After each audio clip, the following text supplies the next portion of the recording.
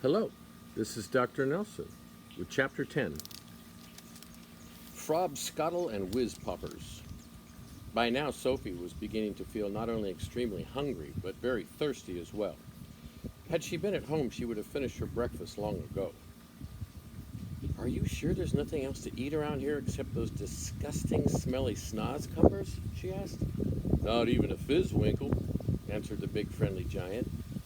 In that case, may I please have a little water? She said. Water? Said the BFG, frowning mightily. What is water? We drink it, Sophie said. What do you drink? Frobscottle, announced the BFG. All giants is drinking frobscottle. Is it as nasty as your snozcumbers? Sophie asked. Nasty, cried the BFG. Never is it nasty.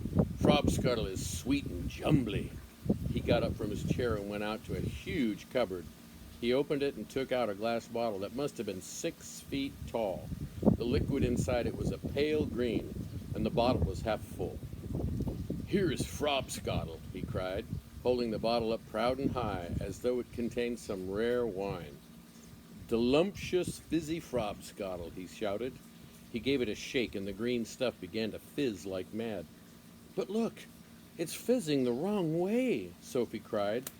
And indeed it was. The bubbles, instead of traveling upwards and bursting on the surface, were shooting downwards and bursting at the bottle.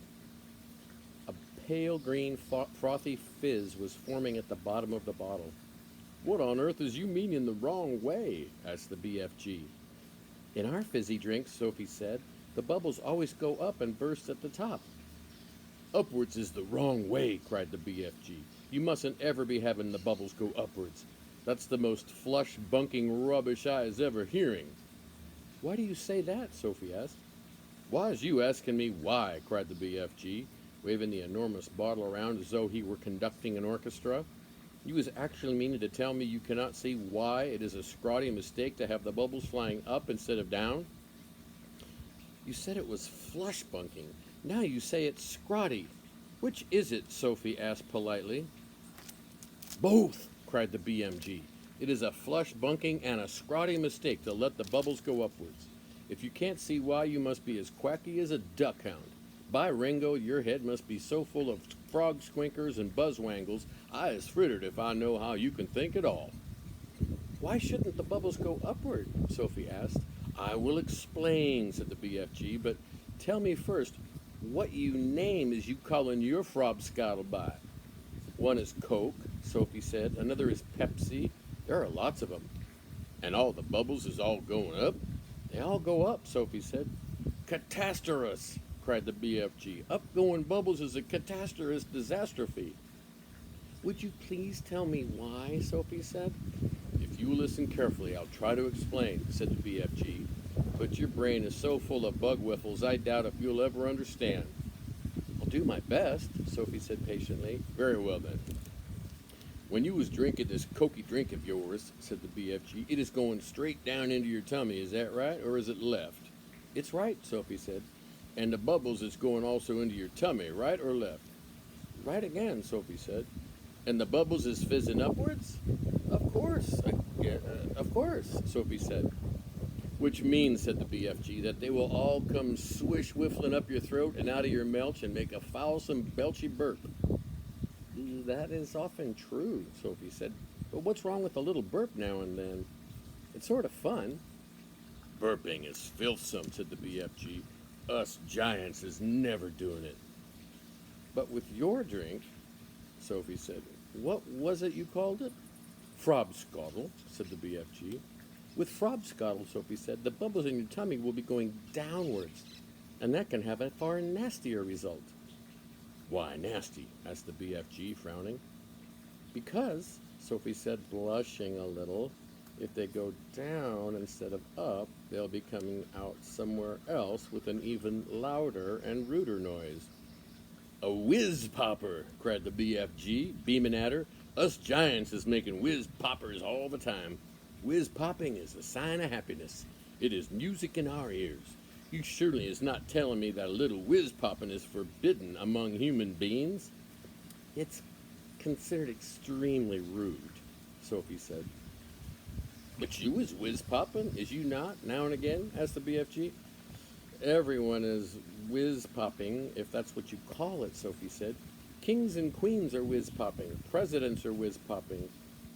Glamorous film stars are whiz-popping. Little babies are whiz-popping. But where I come from, it is not polite to talk about it. Redunculous, said the BFG. If everybody is making whiz-poppers, then why not talk about it?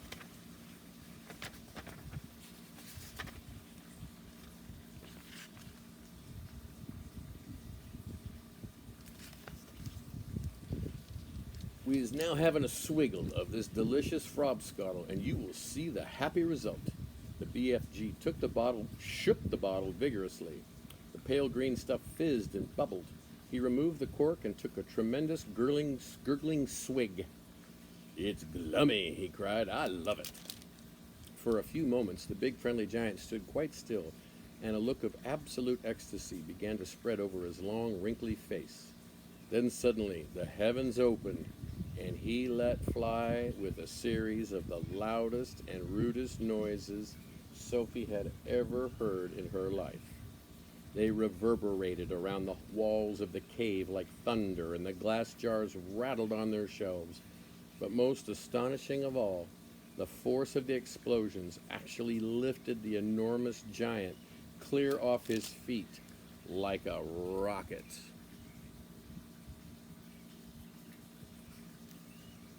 Whoopee! He cried when he came down to earth again. Now that is whiz-popping for you. Sophie burst out laughing. She couldn't help it. Have some yourself, cried the BFG, tipping the neck of the enormous bottle towards her. Don't you have a cup? Sophie said. No cups, only bottle. Sophie opened her mouth, and very gently the BFG tipped the bottle forward and poured some of the fabulous frobscottle down her throat. And oh gosh, how delicious it was. It was sweet and refreshing. It tasted of vanilla and cream with just the faintest trace of raspberries on the edge of the flavor. And the bubbles were wonderful. Sophie could actually feel them bouncing and bursting all around her tummy. It was an amazing sensation. It felt as though hundreds of tiny people were dancing a jig inside her and tickling her with their toes. It was lovely. It's lovely, she cried.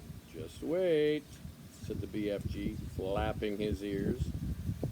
Sophie could feel the bubbles traveling lower and lower down her tummy, and then suddenly, inevitably, the explosion came. The trumpet sounded, and she too made the walls of the cavern ring with the sound of music and thunder. Bravo! Cried the BFG, waving the bottle. You is very good for a beginner. Let's have some. And here ends Chapter 10.